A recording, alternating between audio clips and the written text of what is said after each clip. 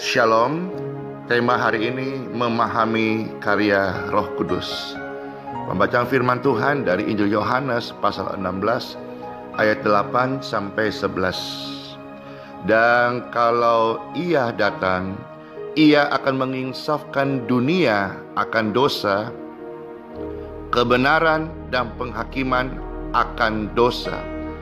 Karena mereka tetap tidak percaya kepadaku akan kebenaran, karena aku pergi kepada Bapa dan kamu tidak melihat aku lagi. Akan penghakiman, karena penguasa ini telah dihukum. Nah, saudara-saudara sekalian, memang penting untuk kita membaca, merenungkan dan berdoa, meminta firman Tuhan yang kita baca itu diurapi oleh Roh Kudus, sehingga konteks dan kebenaran itu menjadi rema dalam setiap kehidupan orang percaya dan terpatri dalam setiap hati kita. Nah, banyak orang yang akhirnya saya temukan salah menafsirkan ayat-ayat kitab suci karena mereka gagal melakukan ini. Mereka tidak berdoa atau mereka menafsirkan sesuai dengan akal budi. Salah satu cara untuk membaca kitab suci supaya diterangi oleh Roh Kudus, yaitu kita betul-betul meminta tuntunannya. Jadi saudara-saudara, siapakah yang dibicarakan Tuhan Yesus di dalam Yohanes 16 ayat yang ke-8? Apakah Tuhan Yesus sedang berbicara tentang orang-orang percaya atau orang-orang yang belum percaya?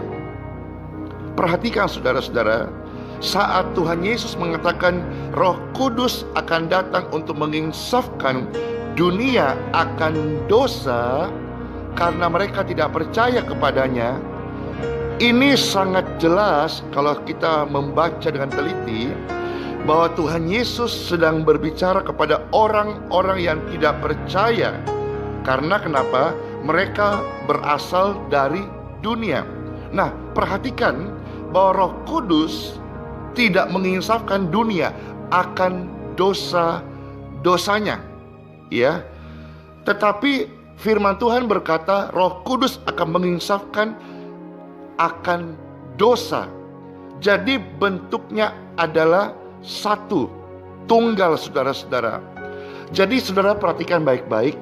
Oh haleluya. Yang Roh Kudus insafkan yaitu dosa, satu dosa.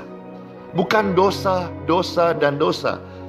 Bukan banyak dosa. Tapi di dalam Yohanes 16 ini Tuhan Yesus berbicara kepada orang yang tidak percaya. Dan kepada mereka Tuhan berkata Roh Kudus akan menginsafkan dosa. Hanya satu dosa, bukan jamak, bukan banyak dosa-dosa apa saja. Kita tidak perlu mencari dosa apa. Kita tidak perlu duduk di kursi pengadilan hakim untuk menghakimi siapa-siapa. Tetapi Yesus berkata Roh Kudus datang untuk menginsafkan akan dosa. Hanya ada satu dosa, yaitu apa saudara-saudara? Dosa ketidakpercayaan. Dosa karena menolak Yesus Kristus. Dosa karena tidak percaya karyanya di kayu salib. Dia datang sebagai juru selamat. Dia mati dipaku di kayu salib. Hari ketiga bangkit. Dan dia curahkan Roh Kudusnya. Dan dia naik ke surga, saudara-saudara. Ini adalah satu dosa yang manusia dihukum. Tetapi ada satu kebenaran yang Roh Kudus bawa yang menginsafkan hati manusia. Hanya satu, kalau dia percaya Yesus adalah Tuhan Mesias, Juru Selamat, datang menghapus dosa, dan di kayu salib karyanya adalah sempurna. Haleluya. Saudara-saudara sekalian, Tuhan Yesus mati untuk seluruh dosa umat manusia. Amin. Perhatikan, tetapi itu tidak berarti bahwa dunia ini secara otomatis diselamatkan. Sebab setiap pribadi harus membuat keputusan untuk menerima, mengaku, mengucapkan Tuhan Yesus sebagai juru selamatnya. Dengan demikian dilahirkan kembali di dalam roh. Orang-orang beragama Kristen turun-temurun tidak otomatis dia menjadi benar, karena orang dibenarkan dengan mulut percaya, hati percaya, mulut mengaku. Saudara-saudara, mereka dibenarkan di dalam Tuhan Yesus. Ya, ini sama halnya kalau saudara-saudara misalnya sedang berjalan ke sebuah tempat, katakanlah sebuah rumah makan yang cepat saji gitu, saudara-saudara, tidak otomatis membuat makanan itu keluar. Atau saudara-saudara misalnya ada di dalam sebuah garasi mobil saudara-saudara, tidak otomatis membuat saudara menjadikan Anda sebuah mobil, ya. Setiap orang harus betul-betul membuat keputusan untuk menerima Tuhan Yesus sebagai juru selamatnya. Nah, Roh Kudus akan hadir menginsafkan orang-orang yang tidak percaya tentang satu dosa ini.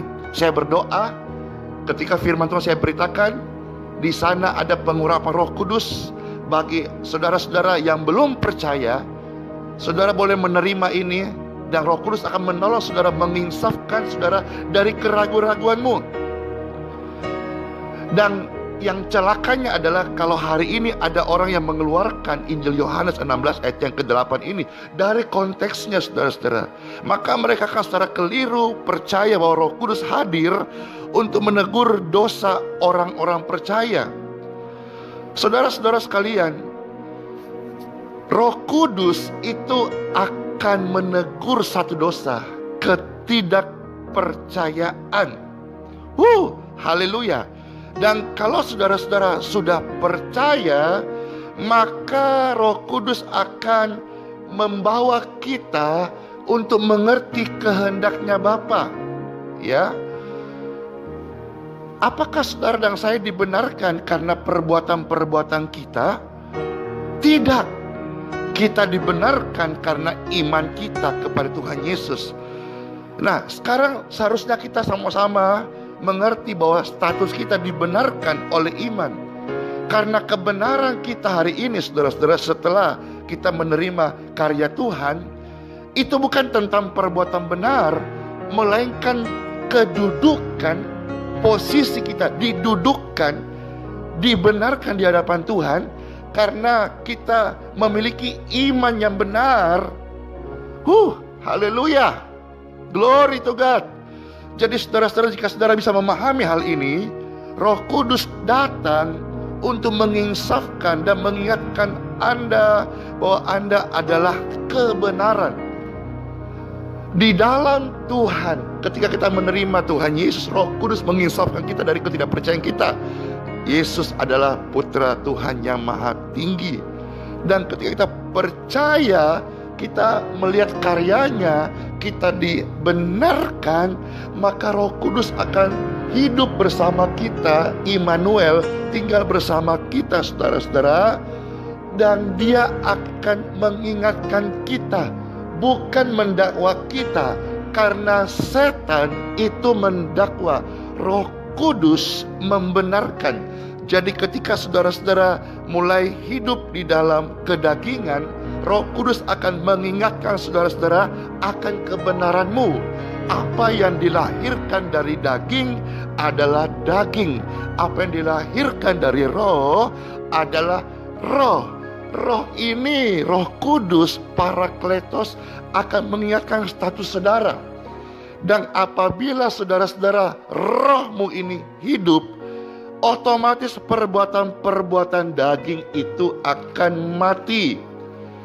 Kita selama ini terlalu sibuk yang permukaan, urus yang daging. Padahal kalau kita hidupkan dan kita tahu status kita adalah orang benar. Kalau saudara-saudara seorang pangeran, saudara kecil kemungkinan bermain di comberang, saudara-saudara. Kalau saudara-saudara seorang putri, kecil kemungkinan engkau bermain di rawa-rawa. Kecuali engkau putri yang terbuang atau pangeran yang tidak sadar statusmu, maka engkau mencari makanmu dengan mengais-ngais kotoran. Tidak.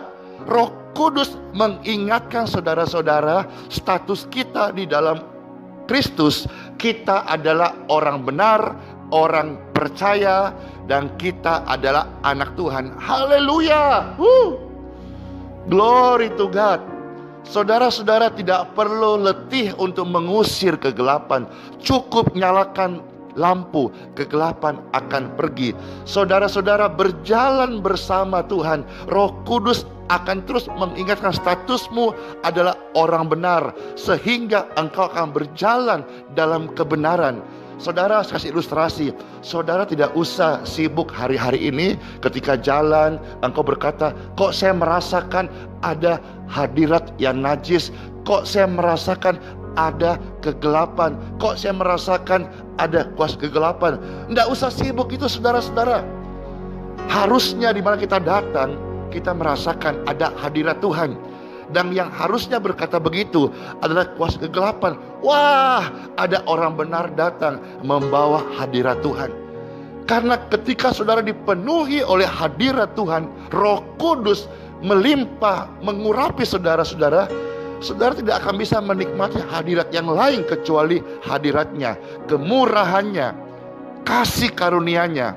Roh Kudus adalah penolong saudara dan saya. Ia diutus untuk tinggal di dalam dirimu, membantu saudara-saudara, bukan untuk mengusikmu, apalagi mengganggumu, apalagi mendakwamu siang dan malam. Itu pekerjaan Satan. Roh Kudus menolong kita akan status kita. Saya percaya setiap kita pasti tidak mau hidup dengan pengganggu. Maka Roh Kudus bukan pengganggu. Roh Kudus adalah penolong, dan Dia menginsafkan kita tentang kebenaran kekal di dalam hidup kita. Sola fide, Yeshua HaMashiach bless you. Amen.